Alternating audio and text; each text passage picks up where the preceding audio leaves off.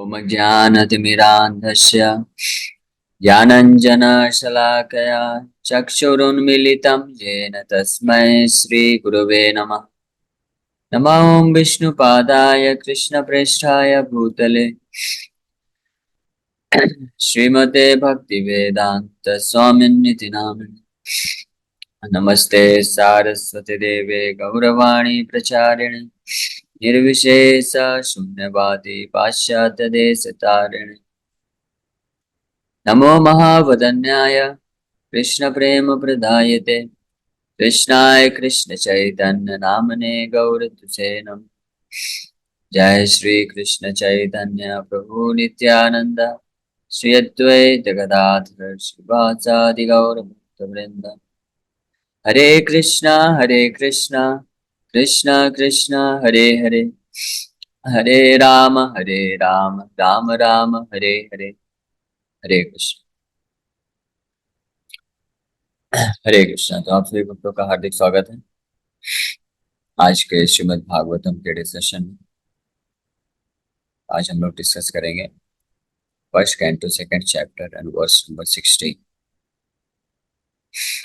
तो कल के श्लोक में श्री सूत गोस्वामी बता रहे हैं, यत् अनुध्यासिना युक्ता कर्म ग्रंथि निबंधन छिन्दन्ति कोविदास्तस्या को न कुर्यात् कथारति। कि ऐसे परम भगवान जिनके स्मरण करने मात्र से हर प्रकार के कर्मों की ग्रंथि जो नष्ट हो जाती है, तो कौन बुद्धिमान व्यक्ति होगा जो कि उनके कथा में उनके प्रति रुचि नहीं रखेगा या उनके प्रति रुचि विकसित करने के लिए तत्परता नहीं दिखाएगा। यानी कौन होगा जो ऐसे परम भगवान के स्मरण को करने के लिए, जिस रुचि की आवश्यकता है उसको प्राप्त करने के लिए पूरा तत्पर नहीं होगा। कहने का मतलब है हर बुद्धिमान व्यक्ति को चाहेगा। जिस प्रकार से कोई व्यक्ति होता है, स्टूडेंट्स है ना, जो विद्यार्थी होते हैं वो जानते हैं कि किसी कॉम्पिटेटिव एग्जाम का क्या महत्व है ना, मेडिकल एग्जाम है या आईआईटी का एग्जाम है या फिर अलग अलग यूपीएससी के एग्जाम्स हैं, तो उसका महत्व को जानते हैं। तो कौन ऐसा स्टूडेंट है जो बुद्धिमान होगा तो वो ऐसे एग्जाम की तैयारी नहीं करेगा जिसके कारण उसको पास होके वो अच्छे से अच्छा जॉब प्राप्त कर सकता है। तो इसी प्रकार से सूत गोस्वामी बोल रहे हैं कि जो बुद्धिमान व्यक्ति हैं वास्तव में अपना सर्वस्व लगा देंगे भगवान ऐसे परम भगवान के प्रति के कथा के प्रति रुचि विकसित करने के लिए। हमारा सबसे बड़ा समस्या है इस भौतिक संसार में कि हमको जो भौतिक वार्ताएं हैं उसमें तो बहुत रुचि है, लेकिन आध्यात्मिक जो वार्ताएं हैं, कथा है, उसमें रुचि नहीं। भौतिक कथा यानी प्रजल्पा में तो घंटों घंटों हम व्यतीत कर सकते हैं समय, और करते ही हैं। अगर कहीं पे दो चार एक एक जैसे मित्र मंडली इकट्ठा हो गई और फिर या तो कोई पॉलिटिक्स के बारे में या किसी फिल्म के बारे में या किसी क्रिकेट के बारे में या अन्य इस प्रकार से अलग अलग जो घटनाएं घटित होती रहती हैं आसपास, उसके बारे में अगर चर्चा करने का मौका मिल जाए तो बड़े आनंद पूर्वक बहुत रुचि ले लेकर के जो लोग हैं उसमें घंटों घंटों व्यतीत करने के लिए तैयार रहते हैं। यही कारण है सोशल मीडिया इतना फेमस क्यों हो रहा है। इतना social media, Facebook, Twitter, WhatsApp, YouTube, ये सब इतना फेमस क्यों हो रहा है, इतना ये लोग पैसा क्यों कमा रहे हैं, अरबों खरबों की इनके पास संपत्ति है। क्यों? क्योंकि लोगों का ये रुचि है उस डायरेक्शन में, है ना, भौतिक प्रजल्पा करने का रुचि है। वहीं आध्यात्मिक जो कथा होती है वहां पे उनको रुचि नहीं आती है ना। आध्यात्मिक कथा हो, भगवान के प्रमाणिक अ, जो भागवत है, गीता है, उस ग्रंथों के माध्यम से भगवान के बारे में अगर कथा चल रही हो तो लोग 10 मिनट में भी बोर हो जाते हैं। 10-15 मिनट, 20 मिनट भी उनको बहुत ज्यादा लगता है ना। इसलिए कई बार भक्त लोग जब प्रचार करते हैं, गीता डिस्ट्रीब्यूशन करते हैं, तो लोगों को बोलते हैं आप भगवत गीता लीजिए, पढ़िए। बोलते हैं समय नहीं है, समय नहीं है, इतना मोटा गीता कौन पढ़ेगा। और वही भौतिक प्रजल्पा वाला अगर होगा तो कितना घंटों घंटों व्यतीत करते हैं। भौतिक शिक्षा प्राप्त करने के लिए इतना मोटा तो क्या, इतना मोटा मोटा बुक जो है पढ़ पढ़ के खत्म कर देते हैं सब। हाँ, क्यों? क्योंकि भौतिक इंद्र तृप्ति चाहिए, मन को इंद्र तृप्ति मिलता है इसलिए। वहीं भगवत गीता है, भागवतम है, तो उसमें लोग आना पसंद नहीं करते हैं। भक्त लोग कृपा करके उनके पास जाते हैं, उनको समझाते हैं कि आप लोग गीता पढ़िए, गीता लीजिए, सत्संग प्रोग्राम में आइए, सत्संग प्रोग्राम ज्वाइन करिए। हाँ, तो उसमें लोगों को रुचि नहीं है। उसमें उनको लगता है ये टाइम वेस्ट है, उसमें लगता है कि हमारे पास समय नहीं है। हाँ, बोर हो जाते हैं। लेकिन वही घंटों घंटों बैठ के प्रजल्पा करते रहेंगे, है ना, भौतिक चर्चाएं करते रहेंगे, तो इसका कारण क्या है? क्योंकि हमारे हृदय में अभी अनर्थ है बहुत सारे, हृदय गंदा है, दूषित है। दूषित हृदय में जो दूषित वस्तुएं होती हैं, भौतिक चीजें जो होती हैं, वो दूषित हैं, गंदी हैं। इसलिए गंदी चीजों के प्रति आकर्षित होता है दूषित में, है ना। जैसे जो ये मक्खी होती है, मक्खी, तो मक्खी हमेशा गंदे चीजों के प्रति जाती है। जहाँ पे गंदगी होगी वहीं पे जाके झुंड बना के वहीं पे घंटों घंटों वो गंदे रस को चूसती रहेगी। लेकिन जो मधुमक्खी होती है, वो गंदे जगह में नहीं जाती।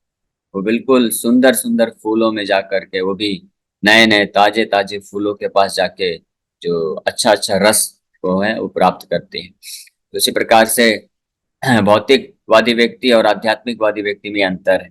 ऐसे व्यक्ति जिनका हृदय गंदा है, दूषित है, तो वो लोग ऐसे कचड़ा जगह में जाकर के, कचड़ा जो चीजें होती है, गंदगी होती है, उसी को पढ़ना पसंद करते हैं, उसी के बारे में सुनना पसंद करते हैं।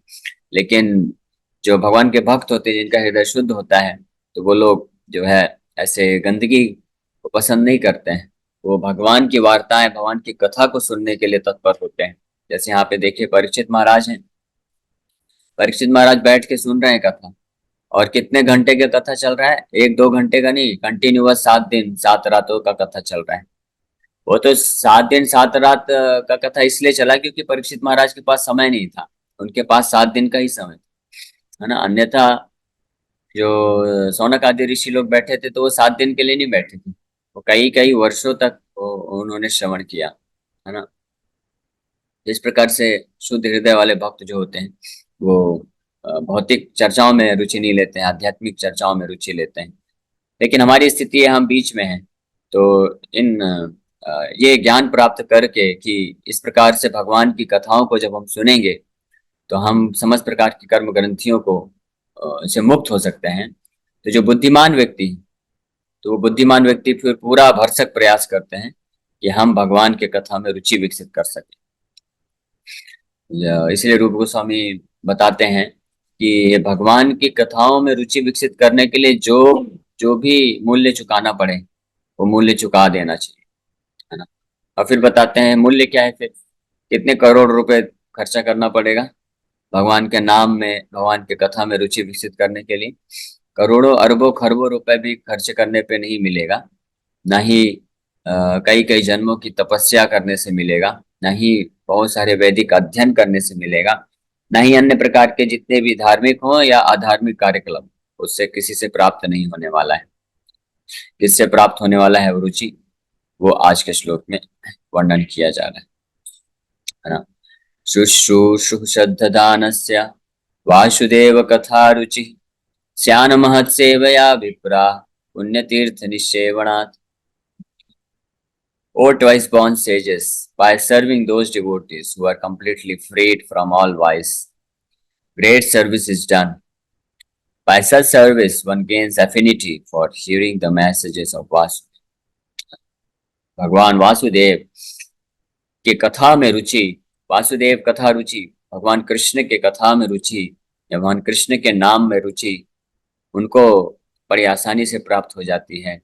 जो बहुत ही विनम्रता पूर्वक, श्रद्धा पूर्वक, ध्यान पूर्वक, लालच लौल्यम तत्रपि लौल्यम एक कलम मूल्यम, लौल्यम रखते हुए, लोभ रखते हुए, तीव्र इच्छा रखते हुए, विनम्रता के भाव से, हाँ, विनम्रता के भाव से महत सेवया, भगवान के शुद्ध भक्तों का सेवा करते हैं।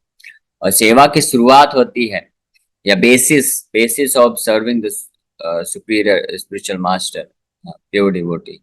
बेसिस क्या है, बेस क्या है कि उनको श्रवण करना चाहिए, सबमिसिव एटीट्यूड में, विनम्रता के भाव से श्रवण करना चाहिए। चैलेंज के भाव में श्रवण करने का कोई लाभ नहीं है। कई लोग होते हैं जो चैलेंजिंग स्पिरिट में श्रवण करते हैं।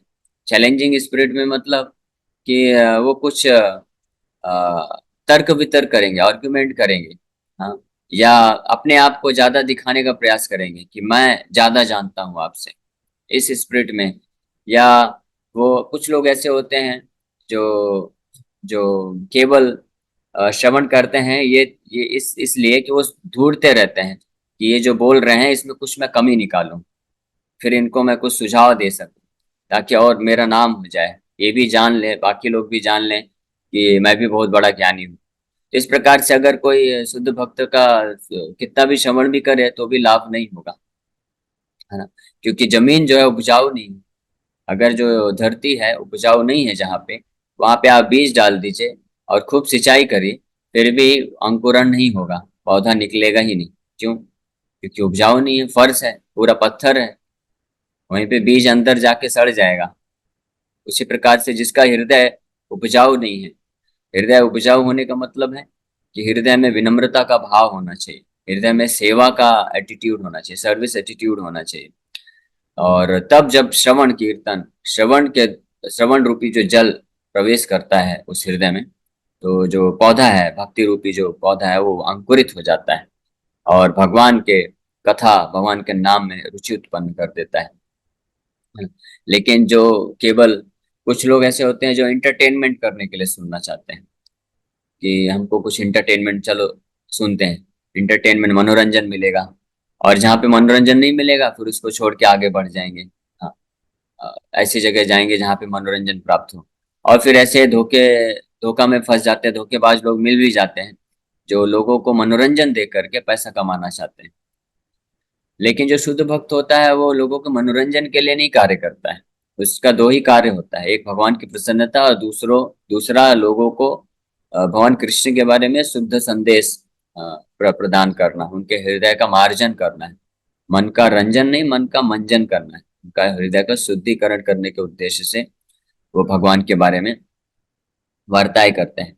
यहाँ तक कि दुर्भाग्यवश कुछ ऐसे भक्त भी हैं, तथाकथित भक्त, एक्चुअल जो वास्तविक भक्त हैं वो कभी ऐसा भाव नहीं रखते। लेकिन जो तथाकथित भक्त होते हैं वो सोचते हैं कि प्रभुपाद जी के लेक्चर जो है बोरिंग है, प्रभुपाद जी के लेक्चर बहुत सरल है, उसमें कुछ ज्यादा मिर्च मसाला नहीं है, उसमें कुछ ऐसा आनंद नहीं आता, मनोरंजन नहीं मिलता है। लेकिन ये सबसे बड़ा दुर्भाग्य है ऐसे भक्त के जीवन में। अगर कोई विनम्रता पूर्वक और वो ध्यान से सुनेगा तो प्रभुपाद जी के लेक्चर को सुन के उसको दिव्य आनंद प्राप्त होगा। ऐसे प्रभुपाद जी के ऐसे अनेकों शिष्य हैं, वरिष्ठ शिष्य हैं, जो प्रभुपाद जी के ग्रंथों को रेगुलर पढ़ते हैं, कई बार पढ़ते हैं, और प्रभुपाद जी के लेक्चर्स को रेगुलर सुनते हैं, एक ही लेक्चर को कई बार सुनते हैं, बार बार सुनते हैं, और उनको दिव्य रस, दिव्य आनंद की प्राप्ति होती है। क्योंकि वो उस भाव से नहीं सुनते हैं कि हमको इससे कुछ मनोरंजन प्राप्त होना चाहिए, अच्छा लगना चाहिए, कुछ मजा आना चाहिए। ये डिजीज वही है, बीमारी वही है, जो हृदय गंदा होने के कारण हम भौतिक जगह में भौतिक वार्ताओं को सुन करके, भौतिक चर्चाओं को करके जो मन को रंजन प्रदा प्राप्त करना चाहते हैं कि मनोरंजन मिले, थोड़ा मजा आए, अच्छा लगे, वही प्रवृत्ति जब कोई व्यक्ति, इस प्रकार का व्यक्ति जब भागवत कथा में प्रवेश करता है तो वही प्रवृत्ति लेके जाता है, इसमें भी कुछ मुझे मजा आना चाहिए, कुछ अच्छा लगना चाहिए, इनको इस प्रकार से बोलना चाहिए, है ना, इनका जो ऑर्गेनाइजेशन ऐसा होना चाहिए, इस प्रकार से कथा करना चाहिए, ऐसा सिस्टम होना चाहिए। फिर वो जब उनको मजा नहीं आता, अच्छा नहीं लगता है, तो वो फिर ऐसा एडवाइस देना चालू कर देते हैं कि आपके कथा में आप संगीत रखा करो, म्यूजिक बजाया करो, थोड़ा गाना बजाना होना चाहिए, ज्यादा फिलोसफी नहीं बोलना चाहिए, हाँ, थोड़ा स्टोरी सुनाया करो, कुछ कथा किया करो, तो अच्छा लगे सुनने में। तो इस प्रकार का जो भाव है उचित भाव नहीं है। ऐसे लोगों को अगर कोई कितना भी म्यूजिक बजा के अच्छे से मनोरंजन भी करा दे, बहुत सारी कथाएं भी सुना दे, तब भी कोई फर्क नहीं पड़ने वाला है। उनका हृदय एज इट इज यथा रूप रह जाएगा, है ना, क्योंकि ऑलरेडी वो कर चुके हैं बहुत सारे ऐसी चीजें। लेकिन जो भी भक्त जिनके हृदय में, जिनका हृदय शुद्ध होता है, या अगर शुद्ध हृदय नहीं भी है लेकिन जिनके हृदय में इच्छा है कि मैं अपने हृदय को शुद्ध करना चाहता हूँ और आध्यात्मिक जीवन में वास्तविक रूप में बढ़ना चाहता हूँ, तो वो कभी भी डिमांड नहीं करता है, वो क्या करता है, सबमिसिव हियरिंग करता है। और यहाँ पे ये जो शब्द आया है शुश्रूषु, श्रद्धानस्य इस बात को सूचित करता है। शुश्रूषु का मतलब होता है service attitude, not in challenging attitude. श्रद्धानस्य का मतलब होता है कि एकाग्रता के साथ पूर्ण श्रद्धा रखते हुए कि अगर मैं ये करता हूँ केवल, तो आसानी से भगवान वासुदेव के प्रति मुझे रुचि उत्पन्न हो जाएगी। तो शुश्रूषु जो शब्द यहाँ पे आया है बहुत महत्वपूर्ण है। यही एक्चुअली में की है, यानी यही चाबी है, ऐसा समझ लीजिए। पिछले श्लोकों में जो भी अभी तक वर्णन किए सूत गोस्वामी कि भगवान के स्मरण से, भगवान के नाम जप से क्या क्या फल प्राप्त हो सकता है, उसका जो चाबी है यहाँ पे है शुश्रूषु, यानी सेवा के भाव में, चैलेंज चैलेंज चेता चैलेंजिंग स्पिरिट में नहीं, यानी तर्क वितर्क करने के भाव में नहीं, है ना। बल्कि इस प्रकार से देखना कि ये मेरे हित के लिए कर रहे हैं। जैसे मरीज होता है, जो पेशेंट होता है, उसको बीमारी हो गई है, तो वो डॉक्टर को नहीं सजेस्ट करना चाहिए, उसको नहीं कर सकता है। उसका कोई पोजीशन नहीं है कि डॉक्टर को सजेस्ट करे कि आप ये वाला दवाई दो, इस तरह से दवाई दो। हाँ, आप अभी इंजेक्शन मत लगाओ, दोपहर को इंजेक्शन लगाओ। हाँ, मैं ये नहीं खा सकता, ये वाला दवाई खा सकता हूँ, इतना खा सकता हूँ। डॉक्टर को सजेस्ट करने के लिए अगर जाएगा तो फिर मरीज मरीज ही रह जाएगा। डॉक्टर का क्या है, बोलेगा ठीक है आप नहीं लेना चाहते तो जो लेना है आप लो, मैं क्या कर सकता हूँ। लेकिन अगर वो बेस्ट असली मरीज, अगर जो कोई मरीज है जो वास्तव में अपने आप को बीमारी से मुक्त करना चाहता है, तो उसका क्या भाव होना चाहिए कि डॉक्टर आप जैसा बताएंगे मैं वैसा करूँ। आप जिस प्रकार से दवाई देना चाहते हैं आप दीजिए दवाई, है ना। मीठा दवाई देना है, कड़वा दवाई देना है, दीजिए। तो डॉक्टर पे निर्भर होके वो जो मरीज जैसा जैसा ट्रीटमेंट देता जाता है वैसा लेता जाता है, वही व्यक्ति वास्तव में अपनी बीमारी से मुक्त हो पाएगा और पूर्ण लाभ उठा पाएगा, है ना। क्योंकि डॉक्टर जानता है, वो एक्सपर्ट है, उसको पता है कि क्या चीज से बीमारी दूर है। इसलिए हम जब किसी एजुकेशन इंस्टीट्यूट में एडमिशन लेते हैं, हम स्कूल कॉलेज यूनिवर्सिटी में, तो हम टीचर को नहीं सिखाने जाते हैं कि आप ऐसे पढ़ाओ, आपको ऐसे पढ़ाना चाहिए, आपको ऐसे करना चाहिए, आप ये सब्जेक्ट मत पढ़ाओ, ये पढ़ाओ, ये वाला पोर्शन मत पढ़ाओ, इसमें बोरिंग लगता है, ये वाला बस पोर्शन पढ़ाओ। तो ऐसा अगर कोई करेगा तो वो फिर अच्छे से सीख नहीं पाएगा। That is not the proper way. हालांकि दुर्भाग्य है, ये जो मॉडर्न एजुकेशन सिस्टम है ना, हमको यही सिखाता है। ये जो फीडबैक वाला सिस्टम चल रहा है ना, दिस इज द ये प्रॉब्लम है। और इस यही कारण है कि हम सब क्योंकि उसी मॉडर्न एजुकेशन सिस्टम से निकले हैं, आधुनिक शिक्षा पद्धति से हम लोग आए हैं। और हम लोग हर सेमेस्टर के बाद हमको फीडबैक फॉर्म दिया जाता था कि टीचर का आप फीडबैक दीजिए कि टीचर ने कैसा पढ़ाया, इसको और कैसा इंप्रूव करना चाहिए। लेकिन ये वैदिक सिस्टम नहीं है, ये बोगस सिस्टम है ना। स्टूडेंट कौन होता है जज करने वाला कि टीचर को कैसे पढ़ाना चाहिए, नहीं पढ़ाना चाहिए। अभी कोई टीचर है वो पूरा स्ट्रिक्टली बहुत अच्छे से पढ़ा रहा है और स्ट्रिक्ट है, तो जो बच्चे होंगे उसको नहीं पसंद आएगा कि मनोरंजन नहीं करा है टीचर ने, तो उसको फीडबैक में सब गलत गलत मैंने देखा है एक्चुअली, मैं खुद ऑब्जर्व किया अपने स्कूल के टाइम पे भी और कॉलेज में भी। कोई टीचर एक्चुअली में बहुत जेन्युइनली पढ़ाता है, बहुत अच्छे से पढ़ाता है, लेकिन वो स्ट्रिक्ट रहता है। स्ट्रिक्ट इन द सेंस कि जो पढ़ाता है वो डिमांड करता है कि आपको इस प्रकार से करना है, तो फिर वो बच्चे लोग उसका गलत फीडबैक देते हैं। फिर वो उसको ऐसे, तो इस प्रकार से। और कोई टीचर है वो बस केवल वो चीजें पढ़ाएगा जिसमें थोड़ा सा मनोरंजन करा सके, जो बच्चों को समझ में आए, और जो कठिन कठिन क्वेश्चन है उसको सॉल्व ही नहीं कराएगा। तो बच्चे हमेशा भ्रम में रहते हैं कि हाँ बहुत अच्छा पढ़ा है, बहुत अच्छा लगा, मजा आ गया, मजा आ गया।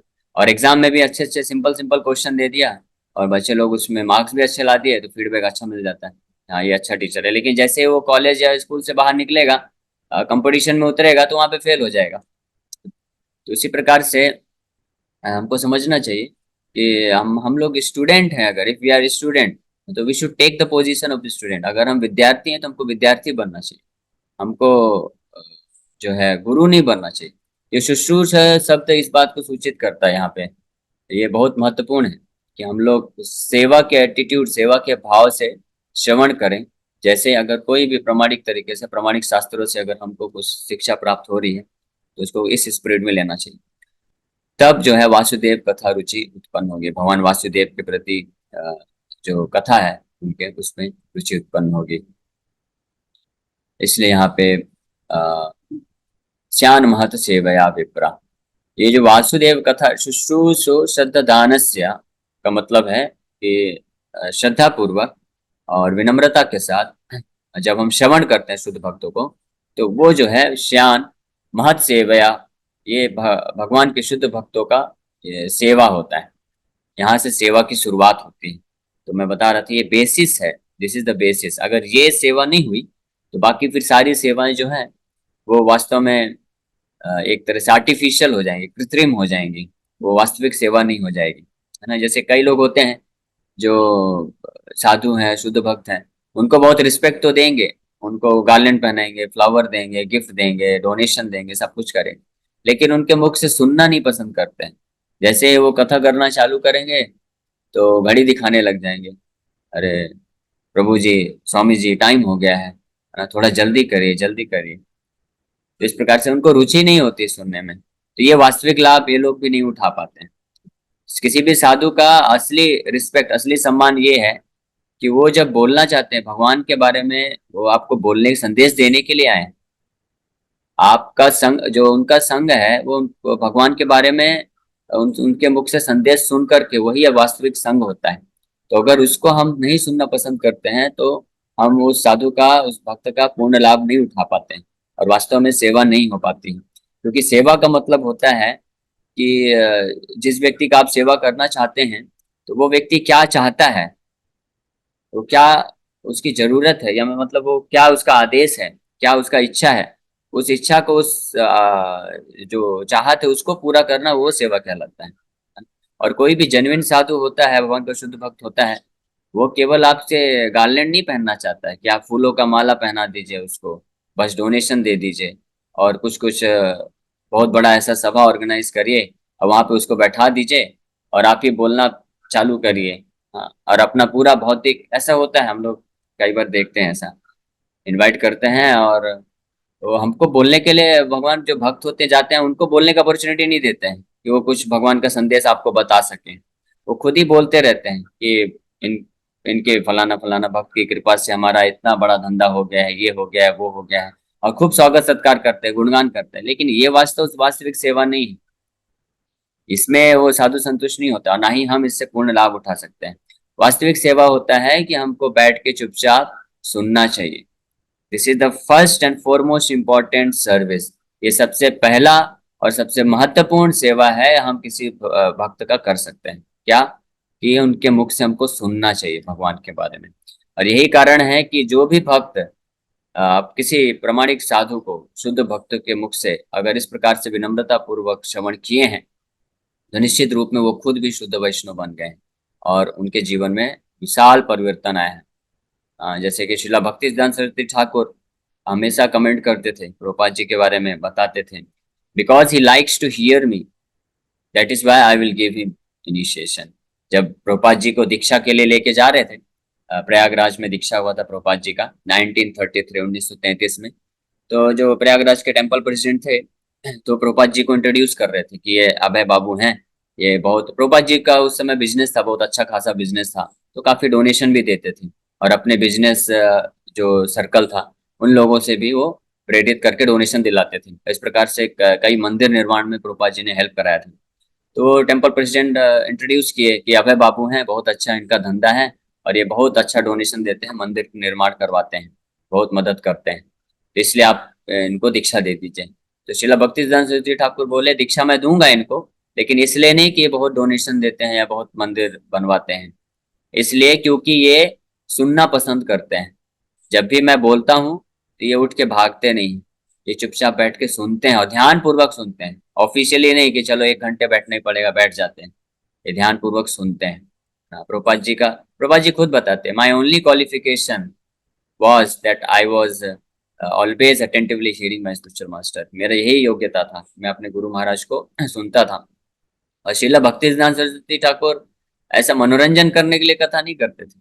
He used to speak pure philosophy, शुद्ध सिद्धांत बोलते थे, उपनिषद से, वेदांत से, भागवत से, गीता से शुद्ध सिद्धांत बोलते थे। प्रभुपाद जी बताते हैं, कई बार मैं उनके फिलोसॉफिकल डिस्कशन, यानी सैद्धांतिक चर्चाओं को मैं समझ नहीं पाता था, मेरे सर के ऊपर से जाता था, लेकिन फिर भी मैं बैठा रहता था जब तक वो बोलना बंद नहीं करते थे। तो 2-2, 3-3 घंटा भी बैठ के प्रभुपाद जी सुनते थे, जबकि वो बिजनेसमैन थे, उनका धंधा था, बहुत बिजी रहते थे।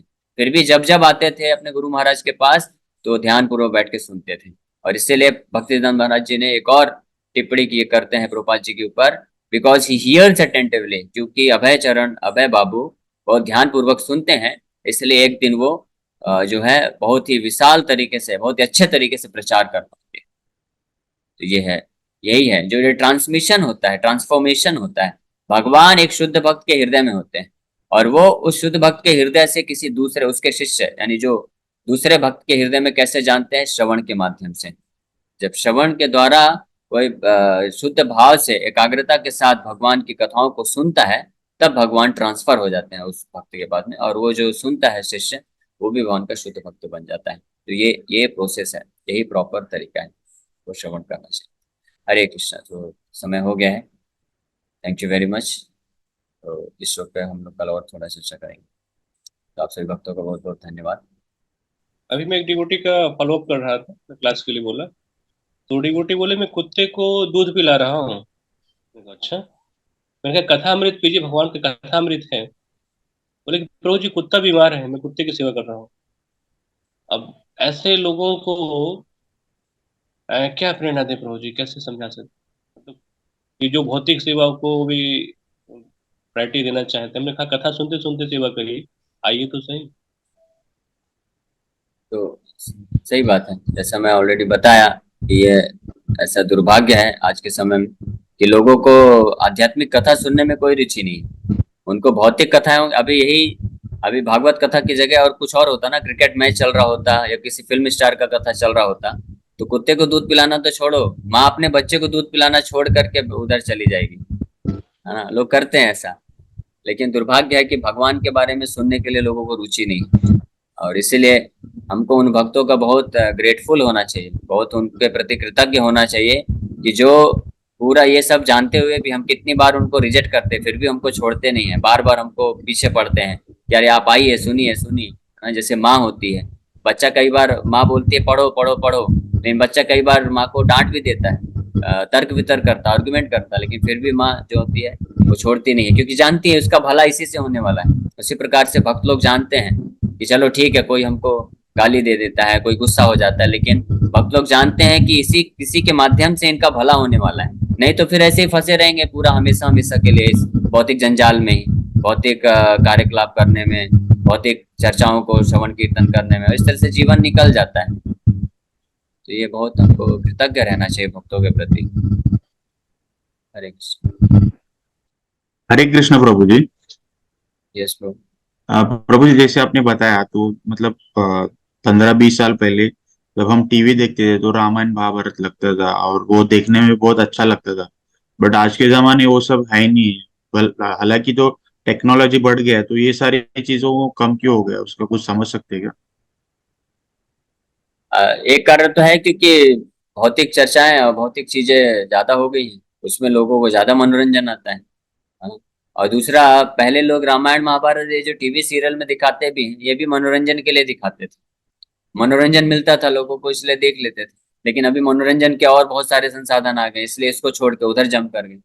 लेकिन अगर कोई भागवत कथा को, रामायण को, गीता को प्रामाणिक भक्त से शुद्ध रूप में सुनेगा ना, तो अगर थोड़ा भी भगवान के प्रति भक्ति उत्पन्न हो गई, तो उसके सामने कितने भी मनोरंजन के संसाधन उपलब्ध क्यों ना हो, वो कभी भी भगवान की कथाओं को छोड़ के नहीं जाएगा। तो ये प्रूफ है कि लोग रामायण महाभारत का पहले देखते थे टीवी सीरियल में, अभी नहीं देखते, रुचि नहीं दिखाते। इसका मतलब है कि लोग जो है उसको मनोरंजन के भाव से देखते थे, इससे शुद्धिकरण हुआ नहीं हृदय का।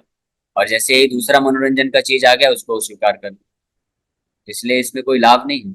जब तक हम प्रामाणिक तरीके से, सैद्धांतिक तरीके से शुद्ध भक्त के आश्रय में रहकर भगवान के बारे में श्रवण नहीं करेंगे, तब तक हम कितना भी रामायण महाभारत टीवी सीरियल में तो देख लें, लेकिन वो मनोरंजन बस दे सकता है, हमारा उद्धार नहीं कर सकता। हरे हरे कृष्ण प्रभु कृष्ण। जी। हरे कृष्ण। वे कृष्ण हो जी, आप होस्ट हैं। हाँ। हाँ, कविता बहन कुछ पूछना है?